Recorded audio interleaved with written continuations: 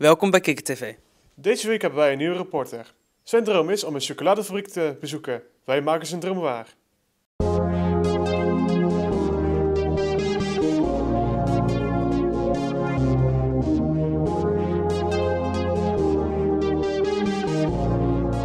Wanneer is de chocoladefabriek ontstaan? De chocoladefabriek zelf die bestaat al heel lang. Ik denk misschien een jaar of 30. Maar hij is misschien 10 jaar geleden naar Katzand gekomen. Het eerst was hij in Maastricht. Er stond een chocoladefabriek. En dat was zeg maar een kennis van de chocoladewinkel hier. En toen hij met pensioen ging, is de machines en zo, die zijn toen naar hier gekomen. En toen is hier zo de chocoladewinkel gekomen. En de fabriek. Wat is het verschil tussen melk, chocola, puur chocola en witte chocola? Het gehalte en zeg maar cacao dat erin zit. Ja. Zeg maar, dat is meer cacao, dat is bruin, dat is de donkere chocolade. Dus bij wit zit er heel weinig cacao in en bij puur heel veel cacao deel, zeg maar. Ja. Hoe is chocola zelf uitgevonden? Volgens mij heel lang geleden in Mexico. Ergens vroeger het waren dat Azteken of zo die daar vroeger woonden. Die hebben volgens mij al iets met chocolade uitgevonden. En toen zijn ze naar Europa gekomen, toen ze Amerika ontdekten volgens mij. Wat heb je allemaal nodig om chocola te kunnen maken? Een tempereerketel, dus een cacao. Nog boter, een speciale soort boter. En nog allemaal kleine dingetjes zoals voor smaak. Dus als je bijvoorbeeld sinaasappelchocola wil, dan doe je er sinaasappellikeur bij. Of iets anders van smaak. En vooral die tempereerkeutel is heel belangrijk voor het op temperatuur brengen van chocolade. Hier begint het dus. Hier komen zakken chocolade binnen. Dus hier heb je zakken met melkchocolade. Het zijn kleine soort van pilletjes, zeg maar. En die gooien wij in een smeltketel en dan smelt dat. En dan kan dat in een vorm. Er staan hier nog vulling, zoals voor praline en zo. Nou, hier heb je dus de smeltketels. Dus, daar zit de chocolade in. En die chocolade die zit ook in deze tank. En dat is er ook zo in, zeg maar. Maar die gaat via deze leiding naar deze machine. Hier zo zie je dus dat de chocolade in de machine wordt gegoten in de vormen. En dan gaat hij door deze machine heen en komt hij er daar hard uit. Dus daar hebben we harde chocolade, zeg maar.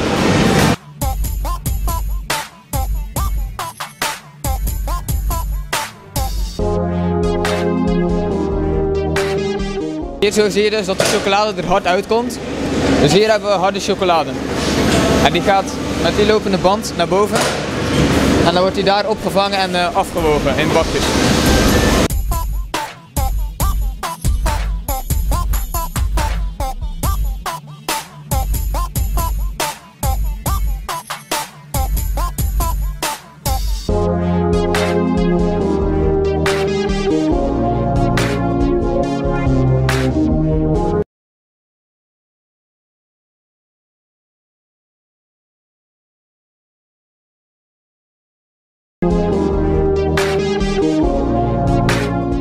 Nou, als de chocolade in bakjes zit en in deze kratten, dan wordt die door deze machine gedaan. En dan komt er een plastic verpakking rond. Om hem luchtdicht te maken is die langer houdbaar. En dat is natuurlijk met heel veel soorten chocola nodig. Hier zie je die sterretjes uit de machine. En hier heb je weer andere soorten chocolade die er bij anders uitziet. En die kunnen allemaal door die machine. Dan wordt alles ook nog gecontroleerd met een metaaldetector. Of er toch niks ijzers in is gevallen dat je je tanden opbreekt. En dan kan het klaar om naar de winkel te gaan eigenlijk. Hoe zijn jullie op het idee gekomen om een chocoladefabriek te starten? We hebben vroeger altijd op de markt gestaan en toen dachten we gaan eens wat anders doen. We gaan een inpakbedrijf beginnen, dat hebben we gedaan. En dan deden we altijd zaken bij een chocoladefabriek in Maastricht. Maar daar hadden ze geen opvolgers, dus een jaar of 9. We zijn inmiddels wel al 24 jaar bezig. En een jaar of 9 geleden hebben we besloten alles in Katzand te verpakken. Want anders kwam er met de vrachtwagen hier alles gelost. Wij maakten er dan cadeautjes van. En zo ging het weer naar de klant, dus dat was een beetje dubbelop. Dus hebben we gezegd, we gaan alles naar Katzand verhuizen.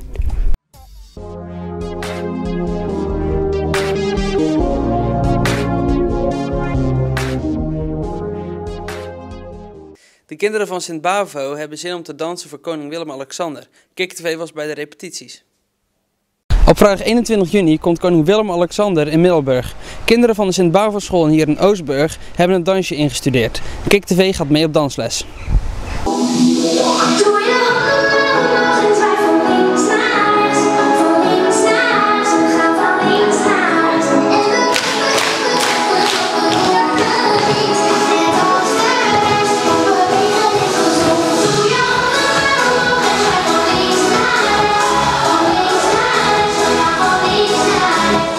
Wat waren jullie eraan doen? Wij waren het dansje aan het oefenen van de koning spelen voor als de koning en koningin in Middelburg komen en dan moeten we dat opvoeren voor de koning en koningin. Welke groepen doen er mee? 5, 6 en 7. En stap maar lekker op de grond. Oh, oh, zet je vingers op je hoofd.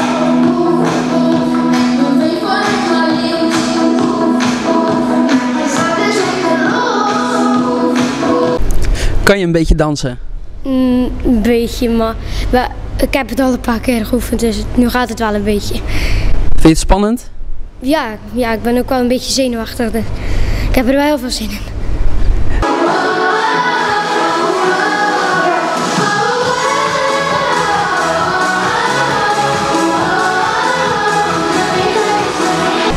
Vindt u dat de kinderen het goed doen?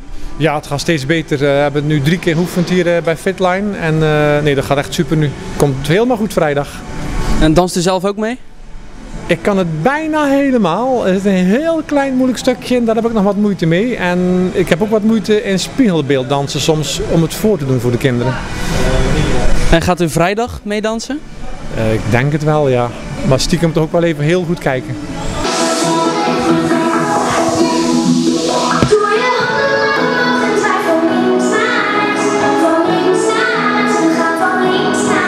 Hoe is het idee voor het dansje voor de koning allemaal begonnen? Nou, dat is een heel spontaan en bijzonder verhaal eigenlijk. Meester Mark die had mij gevraagd om een dansje te komen doen op de Sint-Bavo. En daar heb ik dus gekozen voor Bewegen is Gezond. Althans, Mark gaf aan van er is een landelijk dansje in omloop, dus kun je daar wat mee? Dus dat heb ik gedaan. En daar heb ik met 220 kinderen dus in het oranje gedanst. Voor mezelf had ik het idee van, goh, dat is wel leuk om dat gefilmd te hebben. Dus, Alan van Kikker TV die woont bij mij in de straat, dus die heb ik benaderd en gevraagd of hij het eventueel zag zitten om te komen filmen.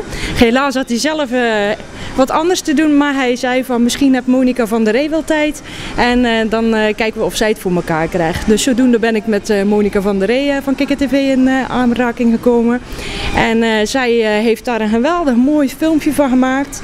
We wisten ook niet dat dat een wedstrijd zou zijn, dus Mark die werd zelf getipt tijdens de vakantie dat dat filmpje dus ingestuurd kon worden. Dus ja, en zodoende is dat opgestuurd geweest en zijn we het winnende filmpje geworden. Dus dat is helemaal geweldig. Nou.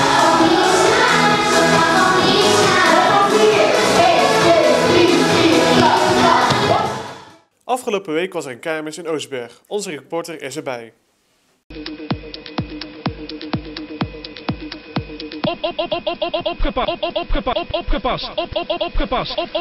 Opgepast voor de start.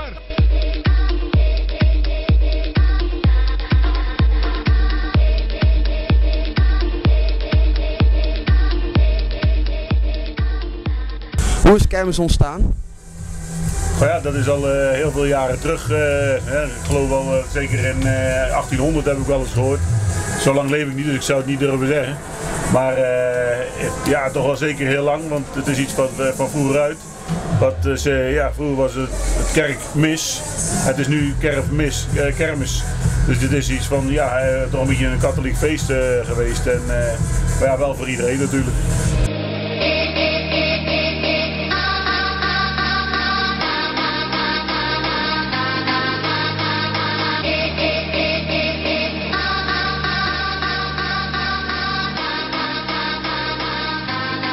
Heb je een beetje naar je zin op de kermis? Ja, ik vind het leuk.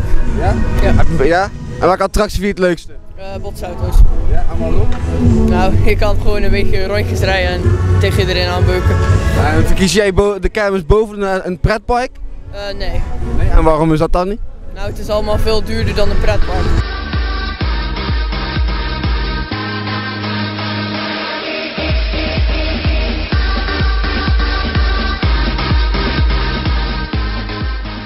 Hoe lang doet u dit als werk?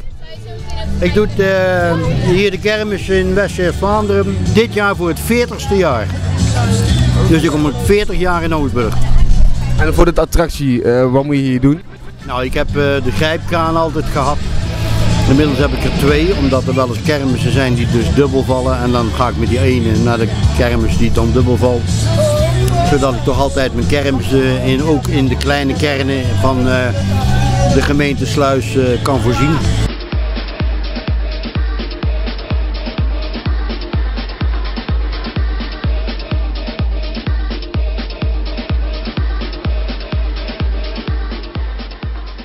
Welke attractie vinden jullie het leukste?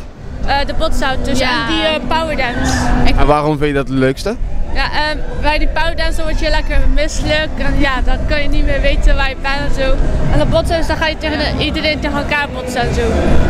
Ik vind het zelf echt leuk. Ja.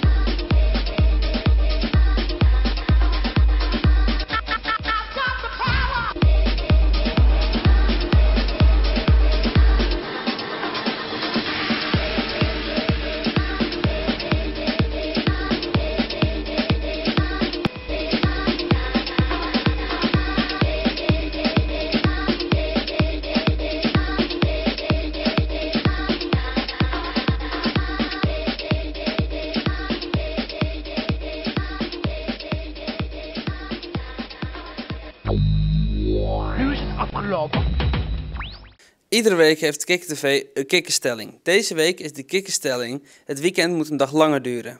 KikTV vroeg aan de mensen wat ze ervan vonden. De stelling van deze week is dat het weekend een dag langer zou kunnen duren. Wij hebben aan de mensen gevraagd wat ze daarvan vinden.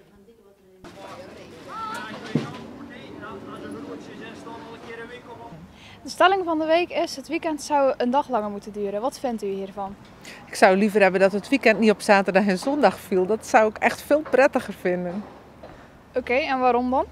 Nou, dan kan je gewoon zelf kiezen wanneer het weekend is. Voor de een is dat dan op donderdag en vrijdag en voor de ander misschien op maandag en dinsdag. Dat lijkt me wel tof. Nou, voor mij hoeft het niet, want ik heb wel 7 dagen in de week weekenden.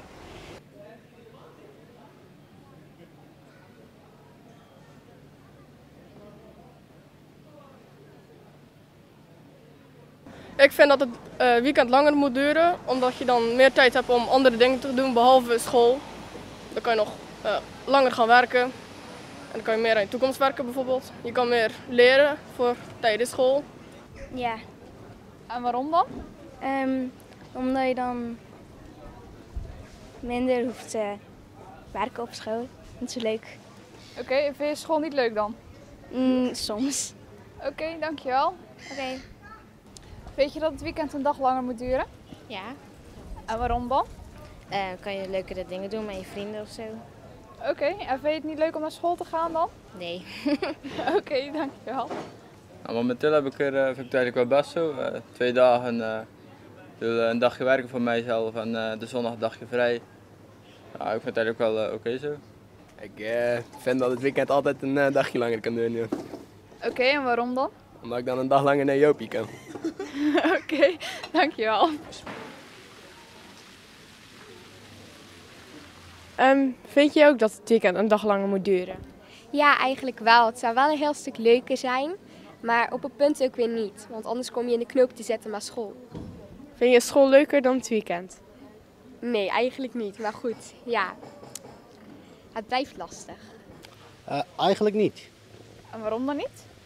2 dagen lang, ja, we moeten op jaarbasis kijken natuurlijk. Dat is niet goed voor het land, voor de economie tenminste.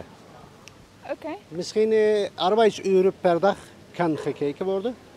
Uitrusten is ook nodig natuurlijk, maar langere weekend volgens mij niet nodig hoor. Okay.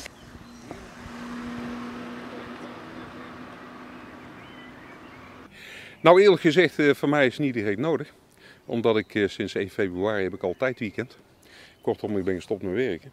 Maar aan de andere kant, ik kan me voorstellen dat er mensen zijn die dat best wel op prijs zullen stellen. Ja, een dagje langer, dat is nooit verkeerd natuurlijk. En waarom denkt u dat? Ja, toen ik vroeger werkte, dan werkte je toch 5 dagen in de week. En dat was best lang. En als je het kunt, ja, dan is het bijvoorbeeld 4 dagen 9 uur. En dat je toch een dag langer weekend hebt, is dat toch mooi meegenomen, denk ik. Het geeft wat meer rust, dan kun je ook wat meer genieten van het leven. En deze maand gaat de burgemeester van Sluis met pensioen. Onze vliegende reporters gaan een paar vragen stellen. Hallo, vandaag een speciale aflevering van Kikker TV. We gaan namelijk de burgemeester interviewen. Wat is uw taak binnen de gemeente? Een burgemeester heeft verschillende taken. Die is voorzitter van de gemeenteraad, het belangrijkste bestuursorgaan van de gemeente. Voorzitter van burgemeester en wethouders. Kortom, heel veel vergaderingen houden. Maar de burgemeester is ook ambassadeur van de gemeente. Die gaat overal vertellen wat de gemeente vindt en wat er in de gemeente te doen is. En de burgemeester is ook een beetje burgervader. Dus als er iets ergs is of als er iets leuks is, dan probeert hij er ook bij te zijn. Wat vindt u zo leuk aan uw werk? Het leuke is dat je als burgemeester altijd met mensen te maken hebt. Ik heb hele dagen gesprekken met mensen, discussies met mensen. En dat is buitengewoon leuk. Dat maakt het heel boeiend. Wat was het leukste in uw carrière als burgemeester? Nou, het is heel moeilijk om te zeggen van nou, dat was nou het allerleukste. Maar een van de leukste dingen die ik gedaan heb, dat was een discussie met jonge mensen van een basisschool, basisschool in Sluis, van groep 7 en 8. Op de dag van respect heb ik met die leerlingen een discussie gehad over respect. En hoe ga je respectvol met elkaar om? En over pesten op school en over dat soort dingen. Ontzettend leuk. Oké. En wat was uw moeilijkste beslissing in uw carrière? Nou, ook dat vind ik heel moeilijk om te zeggen, want dat was nou echt de moeilijkste. Maar moeilijke beslissingen zijn altijd beslissingen die over mensen gaan. Over de belangen van mensen. Over mensen die misschien verkeerde dingen gedaan hebben, die van de gemeente nou ja, toch moeten horen dat ze het niet goed gedaan hebben. Dat zijn vaak de moeilijkste beslissingen. Zijn er ook minpunten aan dit werk? Nou, ik vind er niet zoveel minpunten aan. Het is wel zo dat je eigenlijk heel veel beschikbaar moet zijn. Je bent eigenlijk dag en nacht beschikbaar. Er kan altijd wat gebeuren, de politie kan bellen of er kan iemand je nodig hebben. Dus je moet altijd beschikbaar zijn. Nou, dat vinden ze thuis niet altijd leuk. Oké. Wat vindt u ervan dat u nu al moet stoppen? Want u ziet er nog gewoon helemaal fit uit. Dankjewel. Wij hadden afgesproken dat ik 2 jaar hier burgemeester zou zijn. En die afspraak, daar houden we elkaar aan. Dus ik heb het gewoon zien aankomen dat ik op 1 juli zou stoppen. Dus in dat opzicht is het niks vreemds. En ik voel me wel heel energiek, maar ik ben wel 67 jaar. Vindt u het wel jammer dat u gaat stoppen? Ik vind burgemeester van Sluis zijn is zo'n prachtige functie dat je dat altijd jammer vindt. Maar ik heb het zien aankomen en ik weet dat het stopt, maar het is een hele mooie job. En wat gaat u doen in uw pensioen? Ik ga eerst eens even lekker uitrusten. Ik ga eerst eens even met vakantie en eens even de zaak op een rijtje zetten. En dan denk ik dat er hier of daar nog wel eens een rolletje voor me weggelegd is om in een bestuur te zitten of wat te helpen hier of daar in een organisatie of wat dan ook. Elke week volgt Kikker TV een talent. Deze week is Guido de Wolf uit Oostberg aan de beurt. Al een aantal jaar doet hij aan turnen.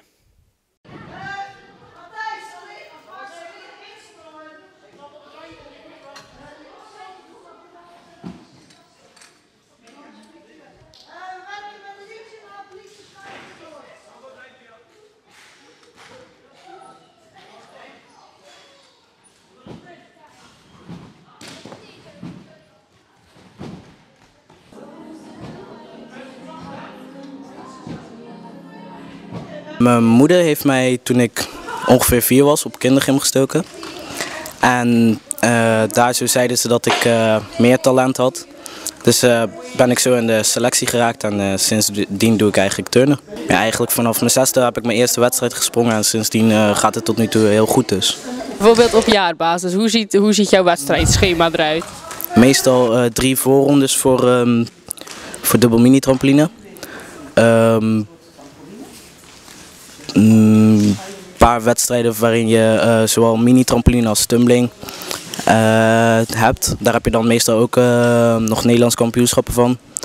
En de laatste tijd dan ook nog internationale wedstrijden. Daar doen we dan ook meestal nog aan mee om wedstrijdervaring op te doen. En kun je uitleggen wat de mini trampoline en zo is voor sprong? Een toestel waarop je 1 sprong in doet. En wat voor een sprong? Dat varieert van enkelvoudige salto tot meerdere salto's. En een tumbling? De air tumbling, dat is zeg maar een mat van 15 meter lang die je opblaast.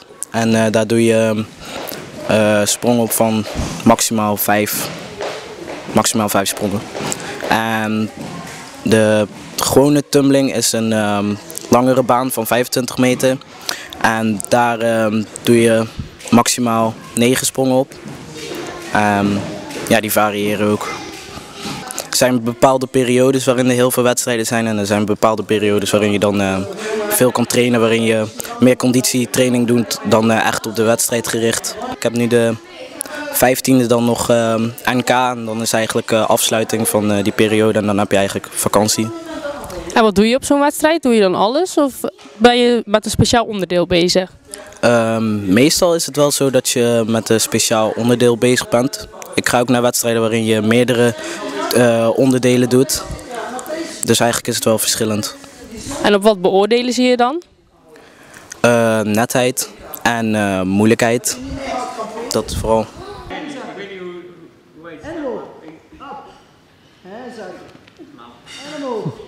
Oké, prima. Hou vast. Henk, kom een beetje omhoog, hè? Die smokkelen, hè? En weer rechtop, op de handen. Hoe ziet je week eruit, zeg maar, met sport? Op het moment maandag ben ik vrij. Dinsdag dan train ik eerst 2 uur in Oostburg. En daarna dan een half uurtje om te eten. En daarna ga ik naar Goes om daar 2 uur verder te trainen. De woensdag ga ik naar België om daar zo te trainen. De donderdag geef ik in Oostburg zelf les aan kleineren. De vrijdag ga ik naar Goes om te trainen. En de zaterdag in België. En de zondag hier in Oostburg. En waarom train je zoveel? Omdat ik het leuk vind om te doen. En ja, ik ben er goed in en ja, daarom eigenlijk. Helemaal plat, handen op de naast de schouders, ellebogen naar achter.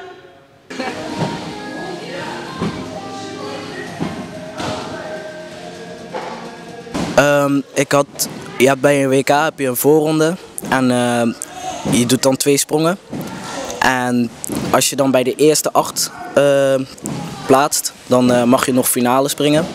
Alleen ik had bij de voorronde was ik op een blauwe rand gekomen van de dubbel mini trampoline. En dan krijg je gelijk een 0 sprong, dus dat telt heel je sprong niet. En zodoende dat je dan ook geen finale kan springen. En dat is 2 keer overkomen, dus vandaar. Maar je blijft wel altijd positief? Ja, zeker. En daarom dat ik het ook dit jaar ook weer geprobeerd heb. En dat ik heb er nog geen uitslag van, maar ik hoop wel dat ik me weer geplaatst heb. En dan hoop ik dit jaar sowieso uit te springen. En ik ben wel van plan om bij de eerste 8 te komen. Dus over 5 jaar hoop ik nog steeds mee te kunnen doen aan WK, wereldkampioenschappen. En ja, misschien de top 3 zou toch wel fijn zijn als dat zou lukken. Dit was Kikker TV. Bedankt voor het kijken en tot volgende week.